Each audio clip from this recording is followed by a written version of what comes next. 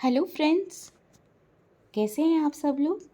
आज मैं लेके आई हूँ 2024 प्रीलिम्स के लिए इम्पॉर्टेंट कुछ स्कीम्स जो कि ministry of agriculture and farmers welfare के अंडर डिक्लेयर किया गया है। तो पहला जो स्कीम हम देख सकते हैं वो है एग्रीकल्चर इंफ्रास्ट्रक्चर स्कीम।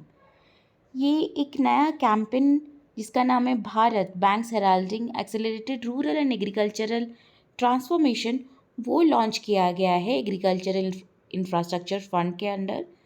तो ये एग्रीकल्चरल इंफ्रास्ट्रक्चर फंड स्कीम जो है वो एक सेंट्रल सेक्टर स्कीम है। इम्पॉर्टेंट हो जाता है ये कि सेंट्रल सेक्टर है या स्पॉन्सर्ड। सेंट्रल सेक्टर मतलब पूरी तरह से सेंटर की फंडिंग आएगी इसमें। इसकी इम्प्लीमेंटिंग एजेंसी है नाबार्ड और इसका टेन्योर है अप टू 2032 टू 2033। और इसका जो पर्पस है वो है टू स्ट्रेंथन और to fulfil the infrastructure gaps और इन्वेस्टमेंट को मोबिलाइज करना एग्रीकल्चरल इंफ्रास्ट्रक्चर को स्ट्रेंथन करने के लिए। तो ऑब्जेक्टिव इसका मैंने बताया, जैसे कि इंफ्रास्ट्रक्चर स्ट्रेंथन करना। अब इंफ्रास्ट्रक्चर स्ट्रेंथन करने में हमारे पोस्ट हार्वेस्ट इंफ्रास्ट्रक्चर होते हैं, क्वालिटी इंप्रूवमेंट करने के लिए इंफ्रास्ट्रक्चर होते हैं। पोस्ट हार्वेस्ट इंफ्रास्ट्रक्चर में हमारे आएंगे कोल्ड स्टोरेज हो गए, सीलोज हो गए, और हमारे पैकेजिंग या सीलिंग और ये सब जिसमें कि आपका क्वालिटी इम्प्रूव होगा, वो सब हो गए हमारे क्वालिटी इम्प्रूवमेंट इंफ्रास्ट्रक्चर। इसमें बेनिफिशियरीज हैं farmers, primary agriculture credit societies, farmer producer organisation, self help groups और स्टेट एजेंसीज एंड एपीएमसीज। इसका जो फाइनेंशियल असिस्टेंस है 1 लाख करोड़ तक का प्रोविजन है bye banks and financial institutions with a interest subvention of 3% per annum. Credit guarantee भी है micro small enterprises के लिए, लोन्स 2 करोड़ तक गारंटीड है। और एलिजिबल कम्युनिटी एसेट प्रोजेक्ट्स को आइडेंटिफाई करके उनको कैसे मतलब supply chain infrastructure for cluster of crops including export cluster. इसमें organic input production, biostimulate production unit और infrastructure for smart and precision agriculture. तो मैनेज और मॉनिटर कैसे होगा, ये मैनेजमेंट इंफॉर्मेशन सिस्टम के द्वारा ये मॉनिटर होगा। नेशनल, स्टेट और डिस्ट्रिक्ट लेवल में मॉनिटरिंग एजेंसीज रहेंगी। और भारत कैंपेन जो है वो इसलिए लॉन्च किया गया है ताकि मैक्सिमम बेनिफिट मिल सके लोगों को और एक कॉम्पिटिटिव स्पिरिट आ सके बैंक्स में, ताकि वो लेंड कर सके फास्टर पेस और सबको इसमें फ़ायदा हो। तो इसमें फार्मर्स को बेनिफिट होगा, उनका पोस्ट हार्वेस्ट लॉस कम हुआ। गवर्नमेंट को बेनिफिट होगा कि प्रायोरिटी सेक्टर लेंडिंग मिल रहा है, प्लस कंज्यूमर्स को बेनिफिट होगा क्योंकि उन्हें चीप प्रोडक्ट्स मिल रहे हैं। अब जो सेकेंड स्कीम हम देख सकते हैं वो है पीएम किसान स्कीम, प्रधानमंत्री किसान सम्मान निधि स्कीम। ये एक डायरेक्ट बेनिफिट ट्रांसफ़र इसमें होता है। ये भी एक सेंट्रल सेक्टर स्कीम है एग्रीकल्चर मिनिस्ट्री द्वारा। इसमें फाइनेंशियल नीड्स को सप्लीमेंट किया जाता है लैंड होल्डिंग फार्मर्स का।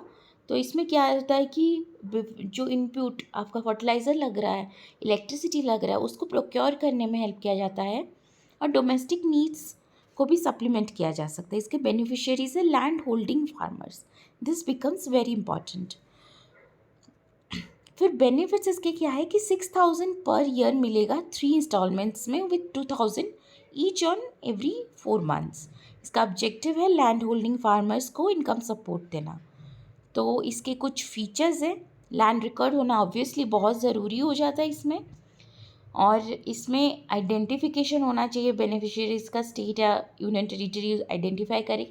एक सेल्फ रजिस्ट्रेशन मैकेनिज्म है पीएम किसान पोर्टल में या फिर कॉमन सर्विस सेंटर्स में। फिर किसान क्रेडिट कार्ड्स भी इसमें मिल सकता है। तो इसमें हमने फीचर्स देखा, लैंड रिकॉर्ड का होना, बेनिफिशियरीज का आइडेंटिफिकेशन होना, किसान क्रेडिट कार्ड का होना और सेल्फ रजिस्ट्रेशन मैकेनिज्म भी इसमें है।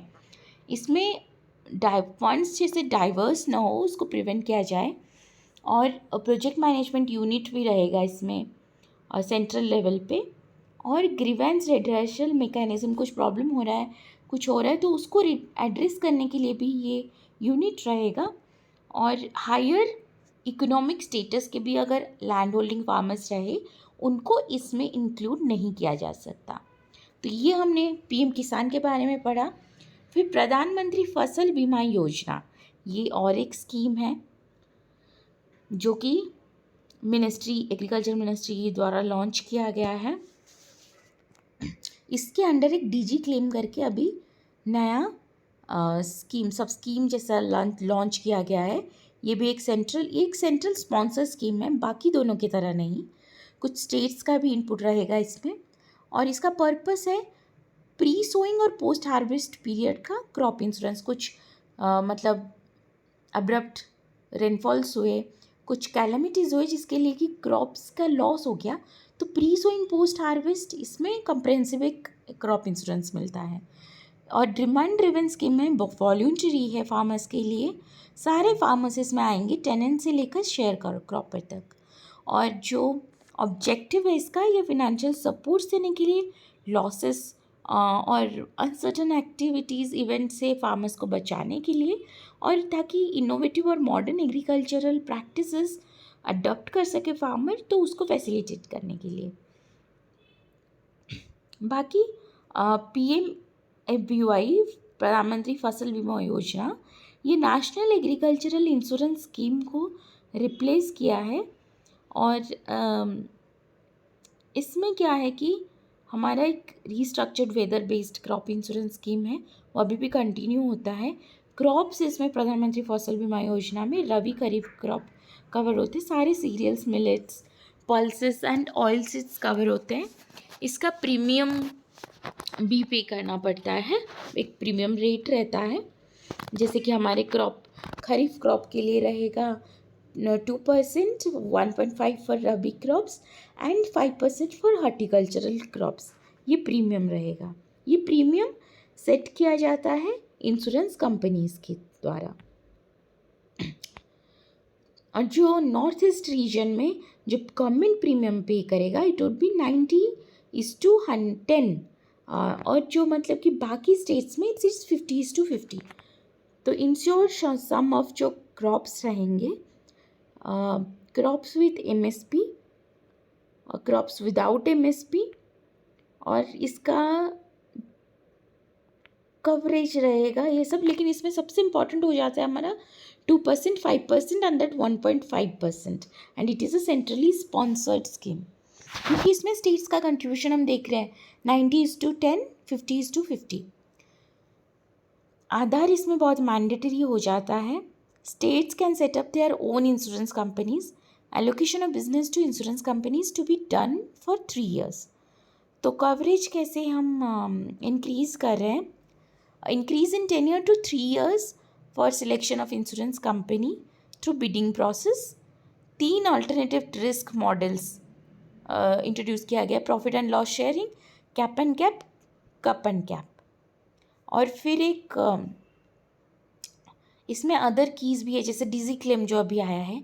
डिजी क्लेम मतलब कि नेशनल क्रॉप इंश्योरेंस पोर्टल में जाकर सारे क्लेम्स कर सकते हैं instead of by insurance company। Farmers do not operate the DigiClaim module, and only Government of India and state government functionaries have access to it। और एक विंड्स पोर्टल है, weather information network data system portal, जिसमें weather के बारे में सारी information मिलेंगे। फिर एक ये स्टेक मैनुअल है, जिसमें सारे बेस्ट प्रैक्टिसेस, कुछ मेथड्स हैं, ये सब का इन्फॉर्मेशन मिलेगा। एक सहायक करके है, जो कि स्कीम्स के एक्सेसिबिलिटी को बढ़ाने के लिए awareness, door to door enrolment किया जाएगा इसके थ्रू। फिर हमारे फसल प्रोजेक्ट, जिसमें कि एग्रीकल्चरल आउटपुट का forecasting using space, agrometeorology, land based observation, और एक NEGPA है, जिसमें हमारे एग्रीकल्चर रिलेटेड इंफॉर्मेशन टेक्नोलॉजी के यूज़ के द्वारा लोगों के पास पहुंच सकता है। फिर ड्रॉट असेसमेंट के लिए भी एक मॉनिटरिंग सिस्टम है, और एक जियो प्लेटफॉर्म है इसरो का, भुवन किसने किया था, जियो ने किया था, for plantation, pest surveillance and weather. तो इसमें हमारा ख़त्म हो जाता है एग्रीकल्चर मिनिस्ट्री के जितने भी स्कीम्स थे। 3 स्कीम्स हमने पढ़े, एग्रीकल्चरल इंफ्रास्ट्रक्चर फंड, एक PM किसान, और एक प्रधानमंत्री फसल बीमा योजना। तो इसको बहुत ध्यान से आप प्रीलिम्स के लिए याद कर लीजिए, जो इम्पोर्टेंट पॉइंट्स मैंने आपको बताए, काफ़ी ज़्यादा इम्पॉर्टेंट हो जाएगा। तो इसी के साथ इस ख़त्म करती हूँ, और नेक्स्ट में हम दूसरे मिनिस्ट्री के द्वारा जो स्कीम्स आए हैं उसके ऊपर हम ध्यान देंगे। तो बाय, पढ़ते रहिए प्रीलिम्स के लिए। Thank you.